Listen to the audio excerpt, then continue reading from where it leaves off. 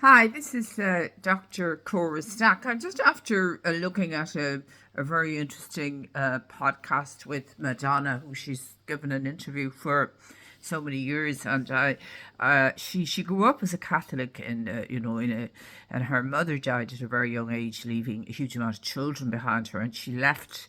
And she said she arrived in New York with nothing, and she was very ambitious, of course. And then she eventually discovered spirituality, as she calls it, and spirituality that she seems to follow is called Kabbalah. It's Kabbalah. And I'm just looking at it now, comparing it with Catholicism, just to see, what are the similarities. And I'm going to look at the Gaza conflict and lessons for humanity. Just taking some of the points in that excellent podcast, and I'll give reference to it. He's excellent. The interviewer is excellent. He's very balanced. And in fairness, she looked better than ever, and she explained how she survived a lot of suffering and a lot of setbacks. Although, as we all know, she's an incredibly wealthy woman, extremely wealthy and quite a strong person, wouldn't want to cross her, or, she's very, very strong. I'd be more of a negotiator. Anyway, I won't say that she's not a negotiator, but she'd be, very strong in her view. I'm prepared to less than, I suppose. I wouldn't like to say she's overly strong, but extremely strong person. Strong-willed, very strong-willed. So today we're exploring a difficult but vital question. And I haven't come across this before because of the link with it's Jewish mysticism, you see. This is it. It's Kabbalah. It teaches unity, compassion, and repairing the world. And why is there still war in Gaza? If we have this Jewish mysticism, which teaches unity, compassion, and repairing the world, why is there still a war in Gaza? That's the question I'm asking, which immediately asked it. And what lessons can we learn when you place these ideas alongside Catholic principles? Now, there were very, both of them were saying that, that previously we had to work, perhaps. Some of us had work, we had home, and then we had religion, or whatever you want to call it, spiritual dimension in our lives before, particularly maybe before COVID or even before that. But most Irish people now have abandoned the Catholic Church, so they're left with home and work, and now a lot of people are just left with home and they're left with computers. So that's the virtual dimension. So section 1, the promise. I had never heard of this kind of philosophy. I'm obviously dealing with something completely different. So it's interesting to explore this. The promise of Kabbalah, but I'm looking at it in the perspective of what's going on in Gaza.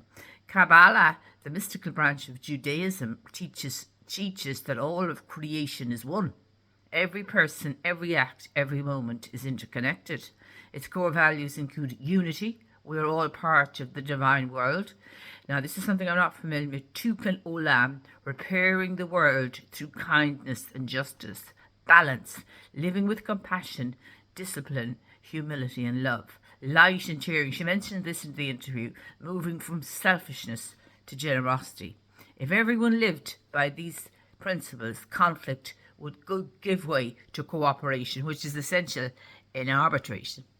Section 2, why then is there war? But states and governments rarely act from mystical principles. Israel and Palestine are locked in a political and historical struggles that's minimized centuries of trauma. The Holocaust for Jews, displacement and occupation for Palestine, fuel fear, anger and mistrust. I mean, this is, it's much worse than that. Instead of unity, both sides often see threat.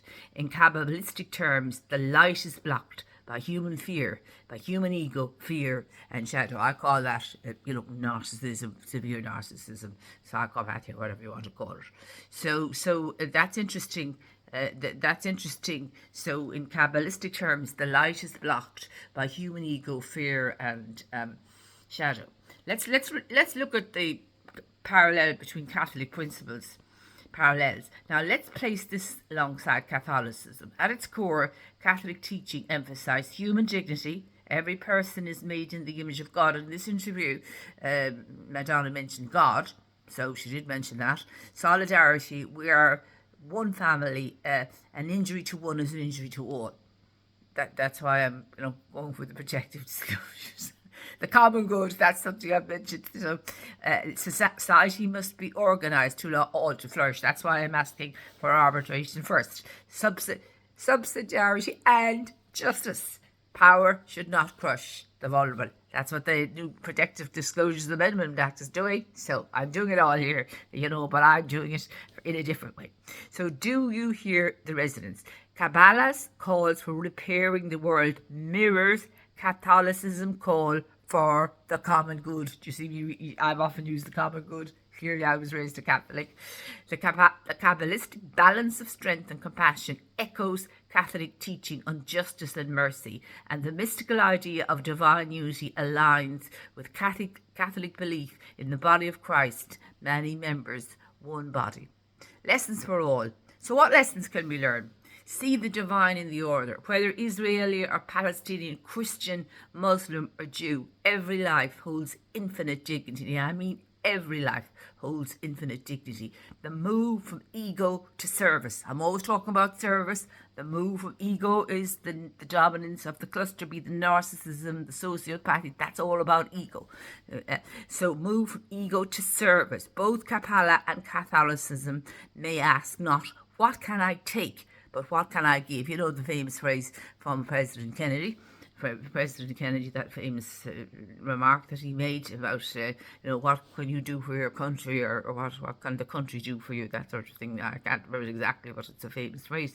Repair, don't destroy. Each act of kindness, forgiveness or justice. Now, this is an act of tikkun olam. I haven't heard of that. Repairing the fabric of the world. Balance, justice and mercy. Too much anger leads to cruelty. Too much unchecked love leads to chaos.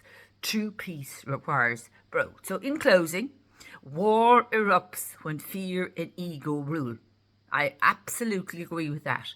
Peace begins when we remember both what Kabbalah and Catholicism teach, that we are one family, bound to each other and responsible for repairing the world together. The question isn't only why is there war, but also how I can bring peace in my corner of the world. Because every small act of light, every act of compassion, justice and mercy pushes back the darkness. If you found this reflection meaningful, share it with others, and let's keep the conversation about peace, unity and justice alive. And what I'm hoping to do by representing the state, by confronting the state on major issues, is exactly this. It's about solutions. It's not about complaints. It's about solutions, but it's also about accountability, and it's about getting proper solutions based on this principles and philosophy, which are jointly shared by these two philosophies, if you want to call them philosophies, Catholicism and Kabbalah. They seem the same thing. One might look a bit more contemporary than the other, but they seem the same thing. From what I see, it's the same kind of principles, perhaps. It's just different wording, essentially, when you examine it very carefully. And so, so that's my take on the recent Madonna interview. I'll give the reference to the excellent podcaster in that. So I hope those who are trying to tear me down, but she was saying that she was being torn down, and she's now an eternal student, and she won't go to an interview if she hasn't if she hasn't done her meditation or mindfulness or yoga, or she hasn't done her studies. So I suppose if her to turn up in court, the judges won't give you any time for study beforehand. I doubt it very much. Well, I hope anybody that tries to interfere with me going to court will listen to this and take a bit of common sense out of it, and stop harassing me if that's what they're doing, and monitoring my activities if that's what they're doing, and scrutinising my every move. No, that's completely unacceptable, and blocking my accounts, etc., completely unacceptable. But in due course we'll see who's responsible, but I suspect perhaps it's just phishing emails. Who sent the phishing emails, or as long as they stay away from me from now at eternity, I'm not worried about these emails. No worries about them. But it's really annoying to get these phishing emails at a critical time. It's a setup, or you don't know it's a setup, but you could imagine that the nature of the phishing emails would be a kind of a stitch up to try and get you make life as difficult as possible for you. But it's an intimidation tactic. It's intimidation. But we won't worry about it because I'm like Madonna. I have this now new religion, Kabbalah, to follow. Rather than to really tackle the reason for injustice, which is the injustice inherent in our current legal system, which I'm trying to say, if we could change that, that would be monumental in terms of access to justice and fairness for all, as well as dispute resolution using the arbitration first. So I'm not about just looking at a problem. I'm really about trying to find solutions. But if you don't understand the problem, it's very important. It's impossible to get a solution. So I'm looking for a solution based on a forensic, an absolutely forensic examination of the various systemic problems. And my God, I've had a fair bit of experience. So people won't allow me into places now. Blocker. So figure out who's doing that. And you blocker. She know too much about her keeper. But no, that's not about that. That's all evidence. That's all evidence that there's a problem there that needs to be sorted.